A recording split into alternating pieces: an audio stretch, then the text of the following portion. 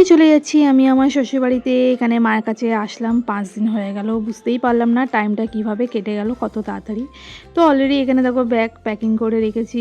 Bag নিয়ে বেরোবো, কারণ আমার হাসব্যান্ড অলরেডি নিচে দাঁড়িয়ে আছে। মা কিন্তু বলছে আর ২ দিন থেকে গেলে ভালো হতো, কিন্তু বিশ্বাস করো থাকলে তো হবে না, হাসব্যান্ডকেও দেখতে হবে।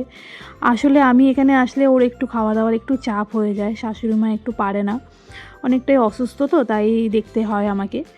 তো যাই হোক, আমার কিন্তু বিশ্বাস করো অনেক দিন পরই আমি এসেছি, থাকি। আর তোমাদেরকে একটা কথা বলে রাখি, কারণ আমার বাপের বাড়ি শ্বশুরবাড়ি খুব একটা ডিসটেন্স না, এখানে কাছাকাছি বলতে আধা ঘন্টার রাস্তা। তাও সামনাসামনি থেকেও কিন্তু আমি বেশি আসতে পারি না, থাকতেও পারি না। ওই হয়তো মাসে ১-২ বার বা ৩ বার এসে থেকে যাই। তো চলো এখন চলে যাচ্ছি বাড়ি। বাড়িতে গিয়ে এখন অনেক কাজ। হাজবেন্ড বলছিল যে তাড়াতাড়ি চলে আসতে, তাই চলে আসলাম।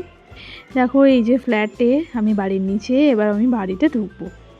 এসেই দেখি আমার ঘরের দরজা খুললাম, দেখি কেউ নেই, ঘরেতে কেউ নেই, সব যে যার মতন কাজে ব্যস্ত। আমি তো এসে দেখি আমার রুমের অবস্থাটা খুবই খারাপ। আমার তো মাথায় হাত, কারণ পরিষ্কার করতে করতে অনেক সময় লেগে যাবে। তো দেখতেই পাচ্ছ আমার মুড অলরেডি অফ হয়ে গেছে। তো পরের ভিডিওতে আবার দেখা হচ্ছে।